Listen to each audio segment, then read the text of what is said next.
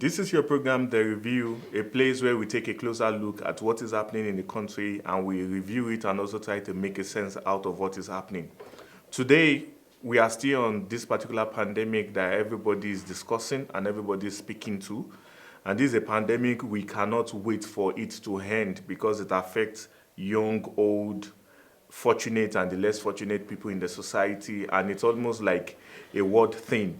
And today in the studio to be discussing this particular issue with me is engineer Jibril Ibrahim. Welcome to the review, sir. Thank you very much. Today, first of all, we are going to go on updates around the country and also in the world and help you make a sense as an individual in Nigeria of what is happening, the way out, and the implications for you right at home.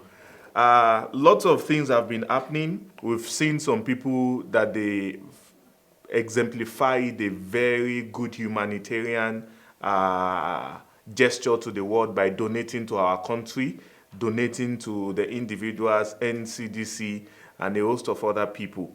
So now it seems the entire world, we are coming together, we are trying to do what we can do for ourselves, for all of us to survive this particular pandemic. What can you say about people donating, celebrities, rich people, politicians, donating so that, because the government definitely cannot deal with this alone. We've heard that someone like Jack Ma, the CEO of Alibaba, has donated some things to us. Atiku said he's going to donate 50 million naira. Tonya Yemaku, even an actress, she has just donated 300,000 naira and calling out on our colleagues to try as much as possible to alleviate the sufferings of the people. So what is your take on donations like this at a trying time like this? Well, thank you very much. I'm happy to be here again for today's session of the review. I think one of the things about this pandemic is what the humanity in us that it forces us to exhibit, it brings out in us. Really, at the end of the day, it's about those that are strong supporting the weak, those that are in government leading, supporting those that are following. So it definitely makes a lot of sense to have Jack Ma all the way from China, and his donation is not just to Nigeria. There are shipments that are received in Ethiopia, South Africa is receiving, Ghana is receiving, Sierra Leone is receiving, Nigeria has received. So it's really a gesture of humanity to have somebody that understands what they need. And the interesting thing here is that Jack Ma is looking at what is actually needed. So it's not even the cash. He didn't send cash across, but he sent in test kits. He sent in protective gears. He's sending a lot of hardware that we need. That is needed. These are gestures that are natural for those that have. So we have the likes of former Vice President Atiku Abubakar also donating 550 million naira. At least that's what he mentioned in his tweet. And it might look small for what we believe that he might have, but it's the gesture. If all these rich people, or all the people that we think that they are rich, and everybody is chipping 5 million and 10 million to, and at least even starting something is one of the first people we've seen, politicians. So let's see more people dropping 5 millions and 10 millions and 100 millions, and then the thing will gain momentum. And so I think it's a very smart with this article you've just mentioned, it shows that Julius Nyerere championed in what he called the Ujamaa, that is what most people call the global village now. It's like all of us now, we are all together on this. No political division, no tribal division, most especially in a country like Nigeria. I think this is one of the things that brought all of us together as a person to see how we can help people and help ourselves. So you see that what that does is it's a leveler, essentially. The chief of staff of the president got sick. He needs to go to Gwagwalada Teaching Hospital or Lagos. We are not even sure where he is of the two. But whatever it is, he needs to go to an hospital here.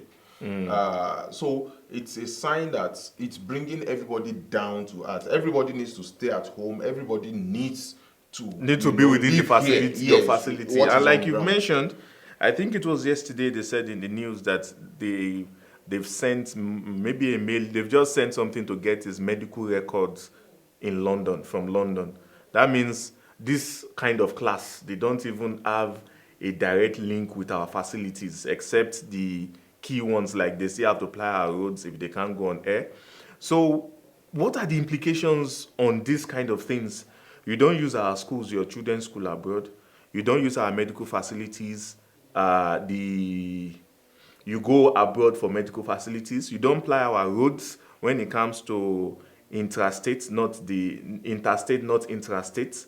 So, what are the implications on the kind of governance we have in Nigeria, that our leaders don't use our facilities, they rather go abroad? Well, I would have preferred we, focus on the issue with respect to the COVID and the donations that have been made. Because the obvious thing is, if this thing forces everybody to come to them, but historically this is part of the problem facing this country. A lot of people feel aloof from what is on ground because they can create alternatives for themselves. That's But where I'm going. That what is now we are in the era of COVID-19 where you cannot get something elsewhere except your place. Do you see us investing more in our health center, in our health sector, better? Maybe from this time we learn a lesson when we bounce back from this. hopefully, Also, except from donations, we've seen lots of shutdowns. In though the shutdowns are not just, it's not a too serious shutdown. It's not as if we are just going from 0 to 100. We've seen some states, they are shutting down some of their activities, like a place like Abuja and in Lagos. The malls that sells food, pharmaceutical stuff are the only ones opening. Just generally, and in a state like Kaduna, you can see the governor of Kaduna saying the train can no longer come pick people from Kaduna and cannot bring people to Kaduna. Airlines are stopped. Before we were still, the ban was just on planes moving outside the international flights, but now even the local flights also. I think the last of them said they will stop today, which is Thursday. What you see are people really getting prepared for this and really trying to fight it in the best way they can. yeah, a lot is happening with every serious governor or states trying to slow down the movement so that the spread can be contained. Because it's similar to what is happening in Kwara State. Kwara State does not currently have any confirmed case, but the governor is being proactive enough to shut down markets, shut down schools, and I think even local transport, interstate transports, and place like the funny place is what's it called? Niger State. I hear Niger State announced almost like a curfew and 8 a.m. to 5 p.m. no movement. So we have reports of people needing, if you ask to go and buy something or to go to a mall, they tell you no, come at 5 p.m. or 8 p.m. whichever. I think there was a pushback to 5 p.m. And that reveals one thing that I'm concerned about. If we say shut down, for how long can we shut down? Shut down so I should not go and buy food. But I'm For how long hungry. can we survive? For how long can I continue to shut Survive down? that So kind there of must shutdown. definitely be windows. And now look at the Niger State example, for example. If they say 8 to 8 or even 8 to 5, that means everybody will rush out at 5. You see, what you are And then preventing you is have still the happening. same social congestion and not you not have the same interaction that we're trying to prevent. But I think generally the states that are shutting down, locking down, whatever the terminology might be, it's really worthy of note. River State, Kaduna States, at least the ones we know of, Niger Lagos, State, Abuja. Lagos, Abuja, Oyo to some extent, and stuff like that. All these are positive things that people, I believe, should respect and work with. That's very good. If we now let's move from some of these states and go specifically.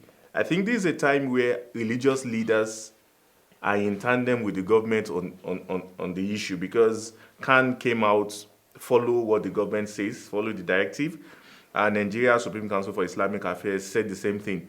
What level of compliance can has one seen from these two big umbrella bodies for all religious gatherings in the country? Essentially, I cannot speak really for the level of authority and control that these umbrella bodies have over the units, because they did not set them up. So it's largely out of respect. That's why you can see what people really fear, I think, is more of the police, the enforcement ability of the government than the umbrella bodies. Because you see how churches that see opened, you see how mosques that see opened. Like the mosque in my place, see opened the night before, 2 nights ago. But fortunately, by the morning, they opened, the Shah was prayed in massive congregation. But by Fajr, there was no adhan. There was even no adhan at No all. call And to there was prayer no at all. call to prayer and everything. So I think it's really a good thing that the community, from the religious side, from the civil side, from the media side, from the government side, everybody should be working together to push one agenda, which is slow down the system, slow down the rate of infection, and then let's have You a just general mentioned smooth. working around one agenda. As a host of people are coming together to work around one agenda, if you have someone destroying such move, for example, no, we still have to come, we believe in our God, we do this, we do that. What should be the option for the government? Definitely, there is there has to be enforcement. Without enforcement, even this so-called coming together is because somebody is holding the big stick.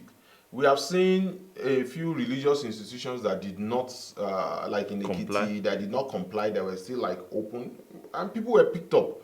So it's obvious that apart from the threat of the virus itself, if there is a clear threat of somebody with a big stick that is going to smack you on the head, there is a likelihood of. So maybe if you see, I would think, at least for institutions, I mean, individuals can be a bit more difficult, but for institutions, religious bodies, religious institutions, shopping mall that you can clearly identify, if they are not shut down, then some scapegoat needs to be quickly made so that everybody is clear that this is serious business. I think with what you've just said, yesterday we got an info that a school here in Abuja, because they run a boarding house, their students were still in, but the government showed a lot of seriousness. They moved in and they used the big stick, like you said. And some religious leaders that they know that they have serious followership. Like today on Facebook, I watched that the chief imam of our land having a conference with the League of Imams and Alpha, telling them, stop your madrasa, stop, because this is, he said we are at war, basically. And when you are at war, even when the prophet was at war, they said, this batch we pray first. So you have to look for means for you not to have, for you to deal with that particular problem. Now we'll be going on a break, and when we come down, we'll be going to some more specific things different from the update. This is your program, The Review. I hope you stay glued to your screen till we come after this short break. Thank you.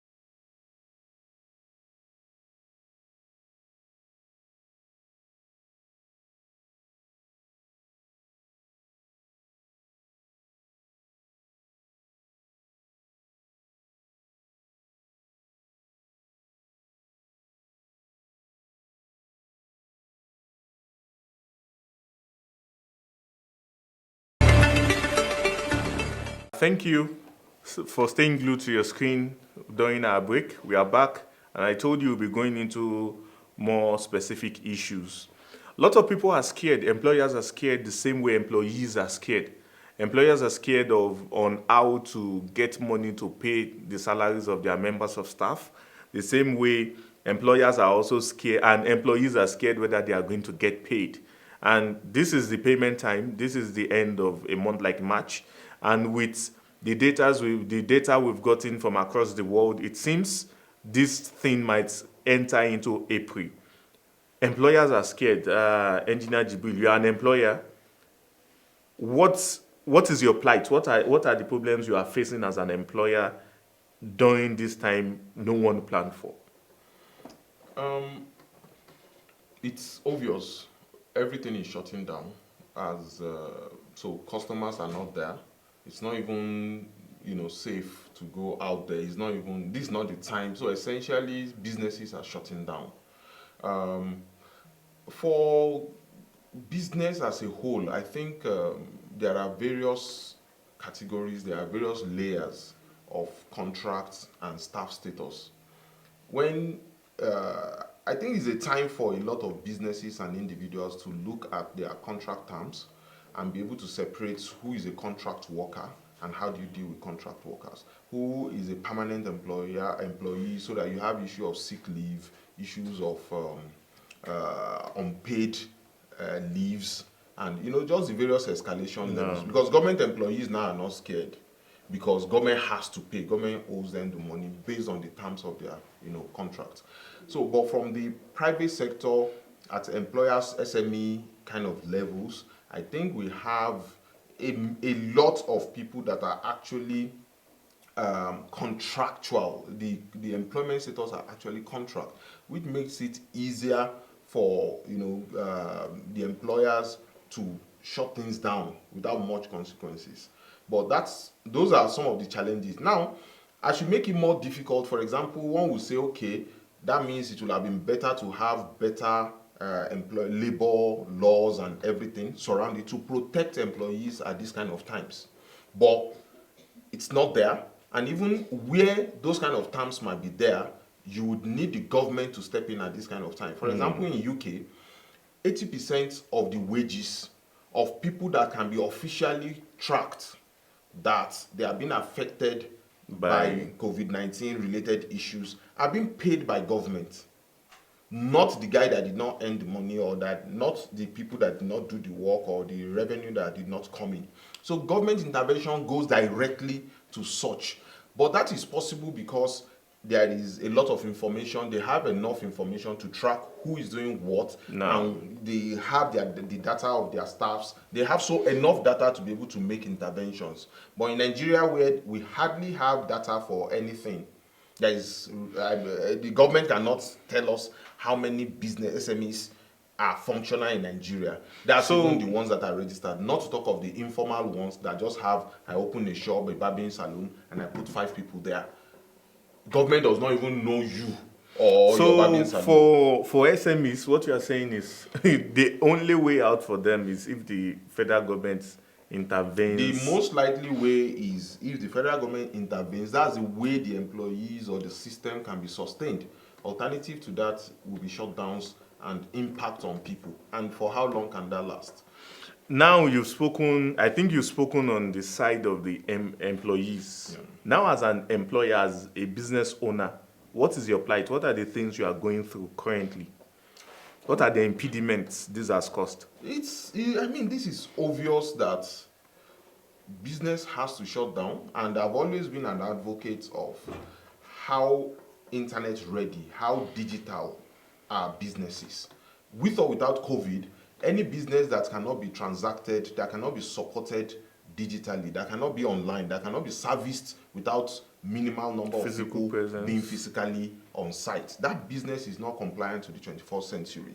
So essentially, we've been working on how to make our business doable without being physically there. So we might be able to run, not 100% shutdown kind of things, and see what can be done without physical, presence. Maybe let me go into some specifics. For example, if we go into people owning airlines, now the international flights, they've been banned like a week ago or 2 weeks ago. Now even local flights are gone already. Those working there, and if passengers don't come pay, you can definitely not earn money. So now they are not earning, and there's no way, I don't know if you have a way that they can work online. Because there was this comedy kit that came up, and the pilot was saying, today I'll be working I will be working from home. We know that was just a joke, but that is impossible for people who own airlines. What are the options they have? There are businesses that are just purely physical. They can be supported heavily by digital tools, like the booking a ticket, booking your flights and stuff. Some of these things can be done digitally. Online. But the essence of that business is to move people physically from point A to point B. So even if you are not there, if you use robots or you use even if your aircraft is unmanned, people need to physically get in there, and the aircraft needs to physically move them. So it's like buying like 4 seats if you don't really want to socially distance yourself, such businesses that are purely physical can be done. But there are a lot of services that might not be physical. I mean, you have schools, for example. You have food. You can cook your food here, and somebody place an order in another location, and you just have a delivery person drop it at the person's front and go back.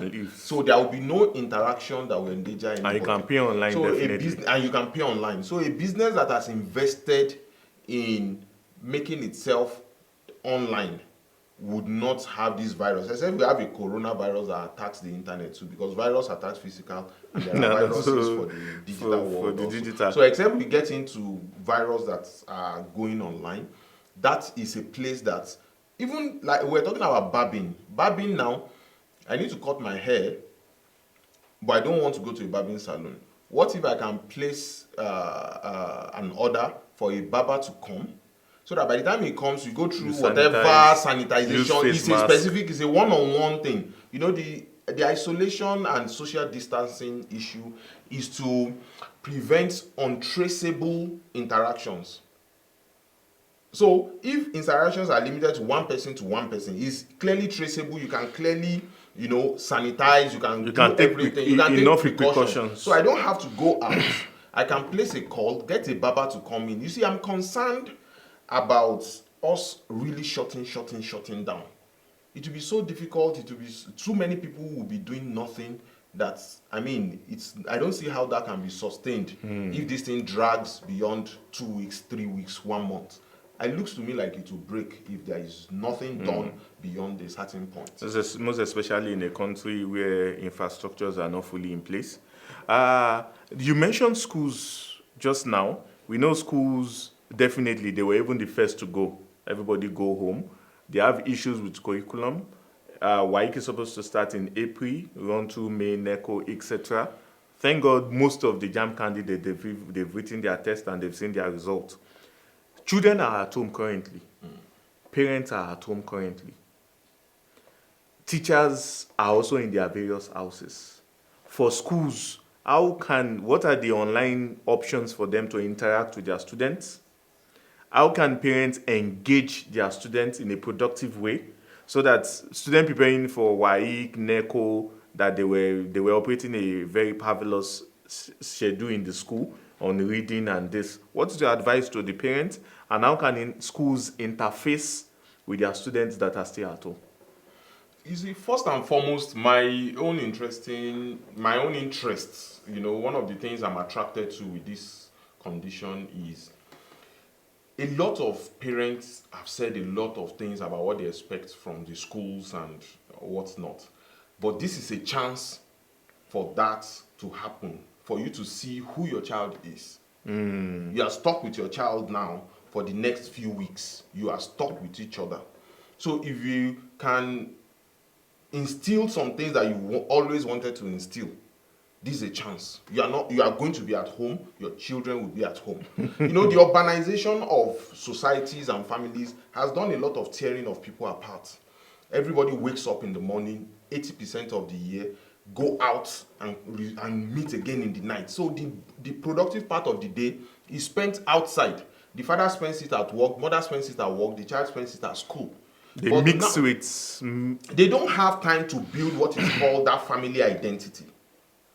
But this now is a chance for that family, if the father, as the head of a home, is at home, knows that he has an idea, he has an agenda for his family, this is a chance for him to try to implement it. You see, a lot of people had outsourced parenting and child upbringing and value transfer to schools, and then we complain when the schools are not doing it. Now the situation is forcing us and giving us a chance to look at it, evaluate the children, and try to deal with some things. A lot of children now, their home management skills are close to zero because they wake up so everything is happening so fast. They need to quickly go to school. They need to do this. It's like if the system had forced people to move in a certain direction. But now the system is, oh yeah, let's see who you are. So this is a time for a father to be in the house, mother to be in the house, and children are in the house for a week. So I think what you So said. it's not just a thing of the school. This is a chance for the school. Any school that has tools and connection tools to connect to the home. Yeah, send some assignments, send some stuff. But this time is the time is on For the you to parents. even know your children, Know your children, know yourself. Yourself, and As even a your man, wife. and your wife. Or your All husband. of you are in the house now. We die here together. We stay here together. So I we survive think together. with what you've said, instead of lamenting, instead of shouting, instead of making some unnecessary noise, why don't you sit at home, settle yourself, discover yourself? If you're an author, you can start writing. Yeah. Maybe for some time you've been, for someone like myself, I've started writing a book on public speaking already because of this time. And since I won't be coming to work tomorrow, I should write this number of pages. As an author, if you're a programmer, you can start doing your programming. If you are a software builder, start something. You are at home and you have your tools in your hand. So stop lamenting, make good use of this time. For those that are looking at us, what are the most promising businesses for people to go into during this particular time to fetch money? They say every time when someone is crying, someone is laughing. And that's one of the analogies they make is when you have someone that dies in your family, the person selling the coffin is happy because it's going to make sales. So now we are inside this particular problem, and thank God, God is helping us with the problem in a country like Nigeria. Yesterday, New York recorded 30,000 cases out of the more than 50,000 cases in the United States. And in Nigeria here, you can see that it is not going from 50. We are like most people, they just wake up to go and see the figures. But it seems those people are becoming, those cynics, they are becoming disappointed in the figures. It's not rising the way they think it will rise. We are a bit stable and we've discharged like 2 people. That means this time is a time for some people. What are the options for us, for people, for business like minds to leverage on in this trying time? Well, opportunities, if you look at what can people do at this time. I mean, that's why I have said what I don't think we should be thinking completely in terms of Shutting down. shutdowns. If you shut down and lock down completely, it will make some flexibility to be virtually impossible. Fine if we get there, and some people have criticized the government's response to this thing that they should have locked down earlier, they should have shut down earlier. I personally don't think so. I think generally, with all the resources on ground, I would think the government has calibrated its decisions. They were circumspect enough. Yes, they were calibrated. They were Gradually moving based on the facts on ground, because shutdown have costs. You shut people down, it will have impact on a lot of things beyond the health sector. So if you can do it in a manner that you roll forward gradually, it will make a lot of sense. So pending when we have a complete lockdown kind of thing, one could be looking at what people still need. I still see somebody cooking in his house, delivering it to people, because people will be needing food. So there are some people that are not used to cooking and they will still need food. There are lots of products and services that you can still be advertising on your WhatsApp groups and getting people to know it. You can still get some services You can run trainings. You can run trainings, you can run webinars and trainings online for people that need it. So we should be discussing more. Let the government and the health experts deal with what they need to deal with. They give us the regulations, don't go out at this time, go out up to this extent. And we should be focused on how to optimize our productivity within the limits of the instructions that the I think government and the health they've sector given. is giving us. I think with what you've said, if what just came to my mind is you can start taking online courses. Maybe you want to run this particular thing online. You can start taking online courses so that all of us mentally we can be refurbished mentally. That once this is over, you've acquired 2, 3 certificates, and you now have the knowledge to now do this, so that we can boom once this is back. And we should know nothing is entirely wasteful in itself. This time has come is a trying time for the entire world, but we should maximize the things we can maximize in this. And I think that is the message. We'll be going for a short break now, and when we come back, we continue to discuss the implications for some key sectors. This is your program, The Review. Stay glued to your screen until we come back from this short break. Thank you.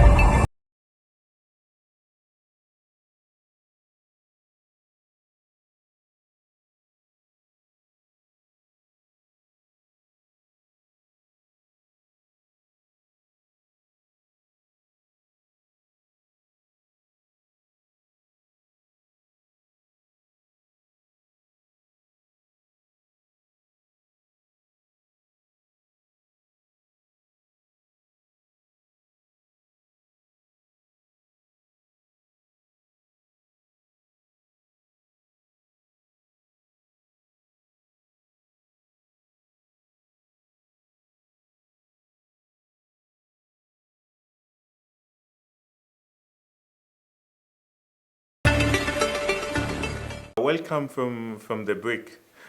Engineer Jibril, one key thing that came to mind is you were trying to tell us some positive things we can see during this time and things to leverage on. And what came to mind is this time also avails you a time. You mentioned the other time to know yourself, know your spouse, know your children. This gives you a special time also, like in a country like Nigeria that they say is the God's. We have lots of worshippers basically in Nigeria.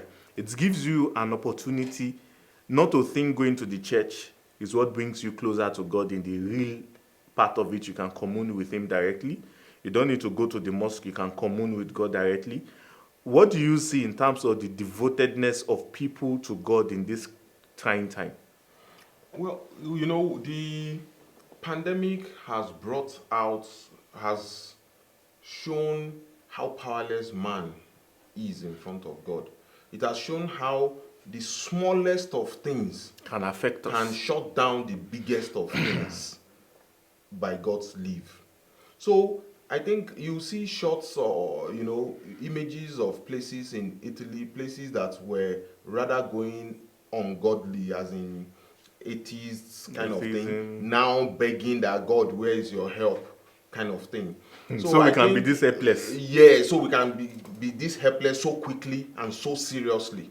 So I see this time as a really a reminder to people to reevaluate their relationship with their Creator.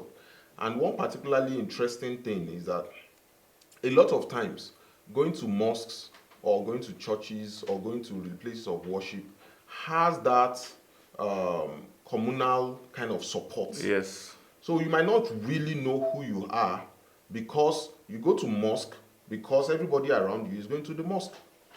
This is a chance now for you to say, Adhan are even not called as often as they used to be called.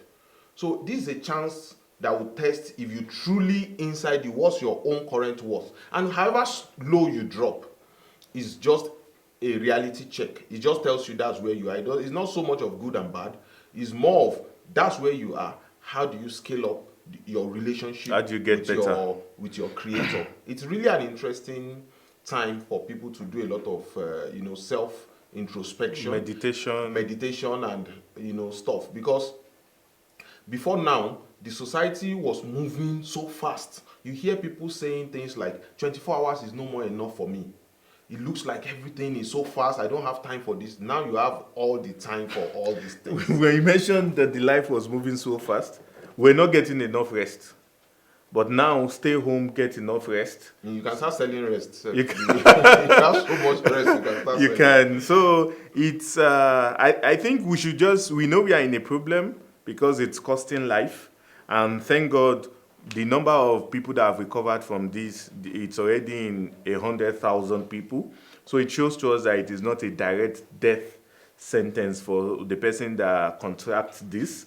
So we can begin to also see some positive sides to it, since we can say, I think like the president of Iran, the day this happened and he got to Iran, he said in 3 days it will be over. But later he said we are looking at maybe probably the end of April, and nobody is certain about that. So that's why we are trying to explore as much as possible the positive sides to what we are doing and the gains that can also be made from what is happening. So instead of just sitting, you can take rest, you can make sense of your life, and you can even start to set a new path for your life. I think after this is what I want to go into, this is what I want to leave behind, and the rest. Actually, a lot of individuals and a lot of economies and system will be resetted after this program. A lot of things will change. We When not by the time remain you the same. come back, a lot of things will not be where they were left. There are nations, like even the global world order with respect to the financial system, the transport system, some of these things would really come in. Every nation would need to, recalibrate where exactly am I heading. Because if you look at the decay, so to say, infrastructure decay that has been exposed by this thing in a place like Nigeria, might make governments to be buckle more down. serious about investing in some of these things. And if it doesn't, it might make more entrepreneurs to see that, look, this is the scale of gap that is in these industries, and people can start exploring it. And lastly, I think I'm hoping that a lot more people would realize the fact that the society, the 21st century, a lot more people would know the meaning of the internet and its power going forward. Because a lot of business that were not able to operate on the internet would see the impact of not being internet ready, and hopefully more and more businesses will be more forward looking, and more individuals will create solutions that helps people. So I think things will change. We will see new things after this whole I think this is a natural reset for what we have already, and definitely things will not remain the same, because I just look forward to, in the next 20, 30 years, myself sharing this with my children, that there was a time churches were locked, mosques were locked, and everything was like this. I'm sure the move, and it's something historic, that it's in our century, it's in our time, this is happening, because we do not have any direct trace that it happened around the world like this before. Thank you very much, Engineer Jubril, for being on the review. Thank you. We hope Thank next you for time we'll invite you, you'll honor our invitation. Inshallah. Thank you very much. I'm very sure you've been able to make a sense out of what is actually happening, and a sense also in your preparedness for when this gets over with, and also how you can also make a sense of what you can plan for employers, employees, individuals, countries, and the entire world at large. We'll be coming again next time. We'll be meeting, and we'll be picking some other angles and some other perspectives to this particular issue. And this remains the review, and I remain your host, Sahid Aiboka. I hope to see you next time. Thank you very much.